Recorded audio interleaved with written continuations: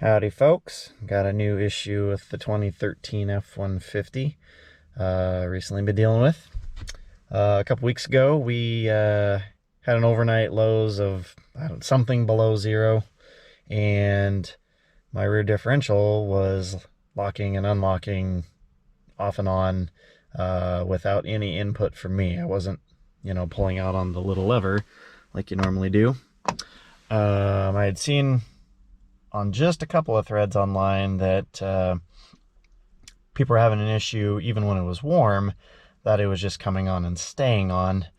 As I was kind of screwing around with this, I now actually have that too, and I've found if you push in on the side, you'll see in the gauge cluster there it actually goes off, and when you let go it comes back on. So I'm hoping this is related to the same thing I was dealing with when it was cold. Anyway, so doing some, of course, professional online research. Hopefully picked up on my sarcasm there. I found like the proper way to get this switch out is, unfortunately, you gotta disassemble this business to get to, I think, a screw under here, where you can then pull this trim piece off. And I've even seen mention of removing some screws up in the dash there. And then I've seen I guess we'll call it slightly more barbaric way of using a screwdriver or even just pulling the switch out, and you end up breaking it on the way out, but it seems like this is already broken anyway. So we're going to give that a whirl today and hope for the best. What could go wrong, right? So let me get you set up here and ride along with me.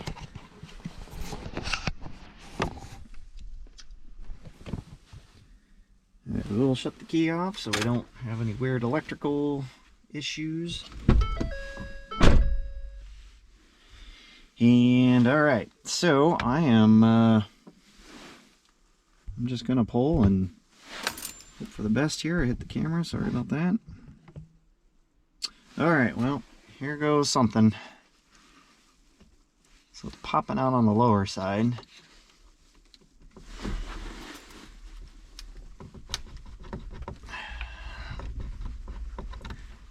So one side is clearly busted already, but I'm having a tough time with the other side.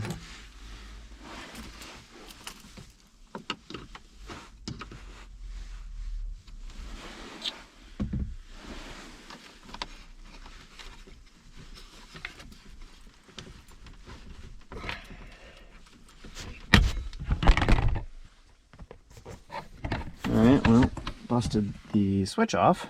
That's not ideal. I don't have anything to grab onto.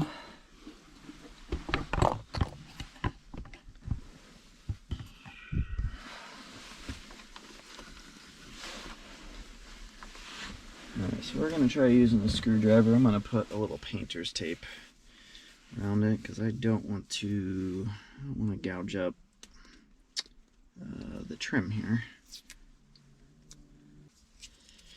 Okay, well, here we go.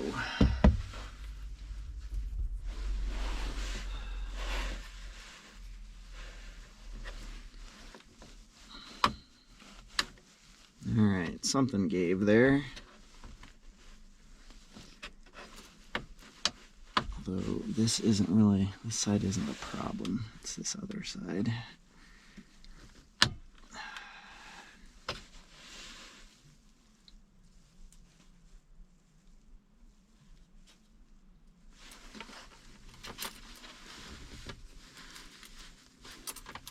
Get my keys out of the way.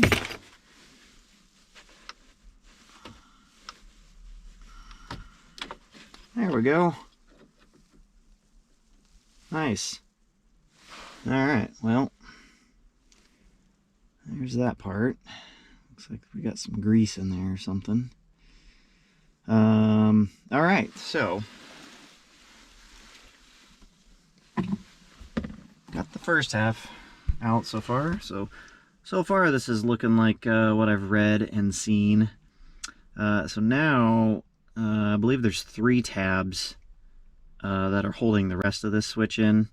So we just need to pry that out. So we'll give that a whirl.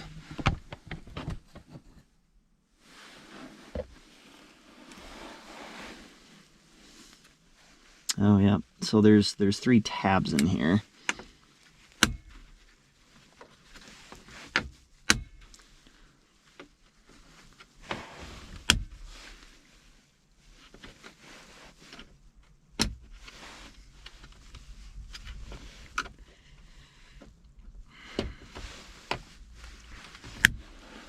So I'm gonna grab some needle nose here as well, see if I can, because I think the tabs are popping back into place, which they are.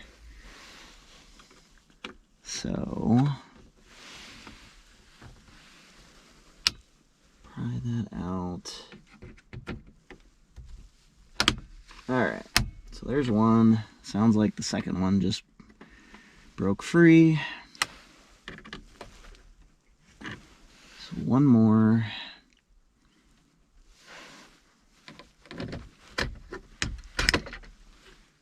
Alright. And one cable underneath here that we'll need to unplug. Plug the new one in and see what happens. Of course, I won't be able to confirm today if this resolves the issue when it's cold, but the horrible / good news is it's forecasted to be a low of -20 here in a couple of days. So, got that going for me. Ooh. Yeah, make sure you don't lose that in there. That'd be a bad deal. Okay, yep, so there's the other piece. There's the 3 tabs, or one of the 3 tabs that we had to pry apart. Okay, so,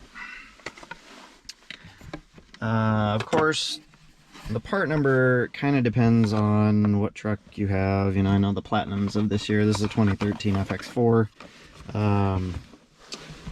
You know, I know like some of the Platinums and whatnot had the 4-wheel auto. This does not. So here's the part for my particular application, but I know they've got a switch that includes 4-wheel auto, a switch that doesn't have the locking differential. So just check with, you know, wherever you're buying this that you're getting the right thing. Anyway, let's get this out of the box and stick it in. Alright, there's the new one. Pulls out. Alright. I think I'm going to plug it in first and not put it in, since the only way I know how to get get this out is breaking it. And just make sure it functions okay. Okay, so we got it plugged in. Let's turn things back on.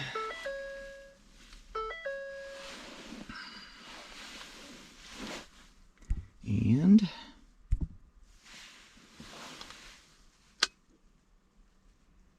alright, so rear diff came on when I pulled it out. I don't know if my angle, you can see the gauge cluster or not. I'll move it up here, and it's staying on.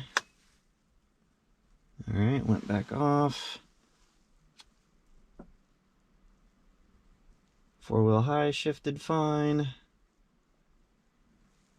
Not going to try low since we're not rolling and in neutral. Alright, well, so far that seems to be good. I'm curious if the lights work in that. Yep, alright. Cool. Okay, so I'm going to wipe up this grease or goop or whatever that is.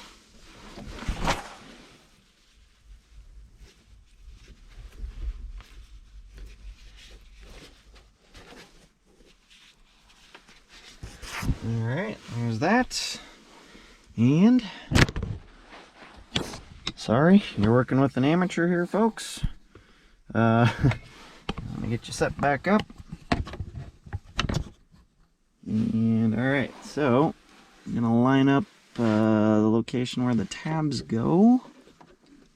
Oh, cool. So there's, hopefully this shows up. It's getting dark, but there are little teeth in there that help you get this aligned. So there's really only one way this can go in. So that's good news.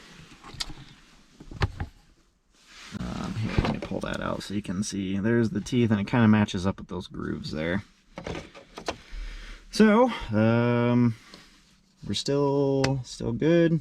I don't know, I'm having commitment issues here. Once I push this in, you know, we're done. All right, well, here we go.